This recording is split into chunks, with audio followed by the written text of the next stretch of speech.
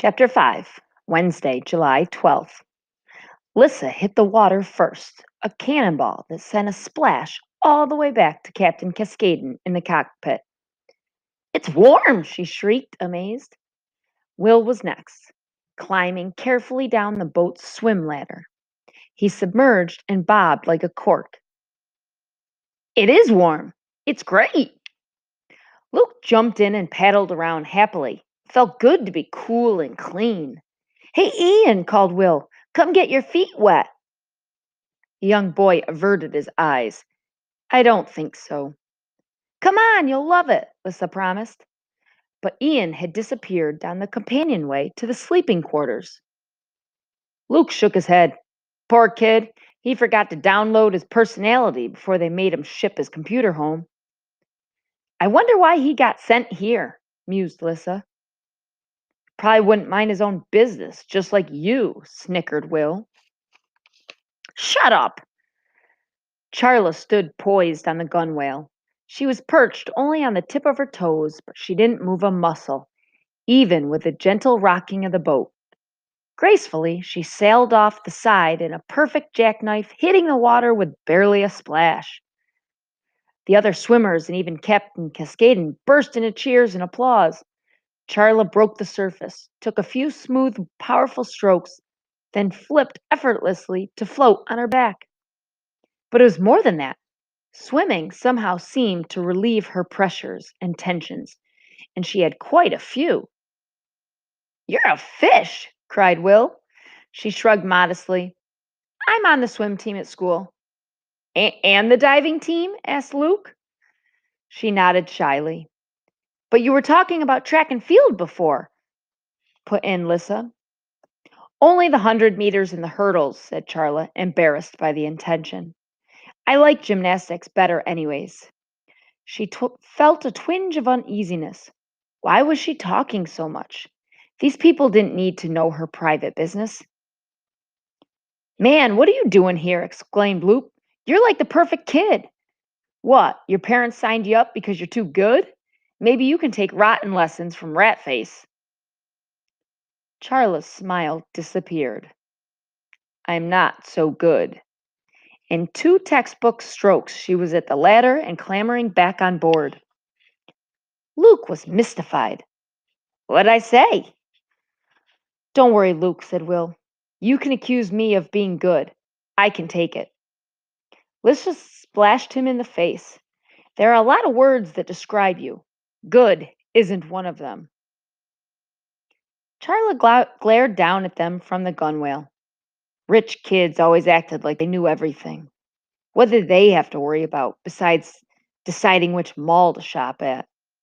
The other athletes she knew, the ones whose dads weren't working 3 jobs, could enjoy their sports. It wasn't their ticket. It's your ticket out, Charla. It's your ticket up. Your ticket to college. Your ticket to a better life. She heard those words 20 times a day from her father. Pick one sport. You're spreading yourself too thin. It's your ticket to the Olympic team. Go, go, go. I'm 12, Dad. And isn't this supposed to be fun? I don't want a ticket. If I even hear the word again, I'm going to scream. Maybe if she'd had the guts to say that, she might have avoided that fateful morning when she couldn't get out of bed because her arms and legs wouldn't move. Charla Swan, who could twist herself into a graceful pretzel on the uneven bars, could barely walk into the emergency room. And yet there was nothing physically wrong with her. Burnout, classic burnout, the doctor had said. And that had led to a ticket even her father hadn't anticipated. The one to Guam that included a berth on the Phoenix with a bunch of spoiled rich kids. Well, okay, they weren't really rich, just richer than her, which wasn't hard to be, except for that hotshot from California. He was loaded. He had a pair of sunglasses that would probably sell for more than her dad's car. Come to think of it, where was JJ? And then a voice yelled, Aloha! A voice from above. There was JJ, high up in the mainsail rigging. Captain Cascadon saw him too. Crewman, get down from there this instant. JJ waved. Sorry, Captain, can't hear you. Mr. Radford, roared the captain, I need you on deck. The mate was asleep in his berth after taking last night's watch, but the captain's strident voice brought him up the companionway in a matter of seconds. He took in the scene in an instant. Don't even think about it, he barked furiously. Too late! With a cry of Geronimo! JJ grabbed onto a loose rope, swung himself off the mainmast, clear past the deck and out over the open sea. There he let go and dropped like a stone into the water. Seemed like a long time, a breathless time, before JJ surfaced again, howling in triumph.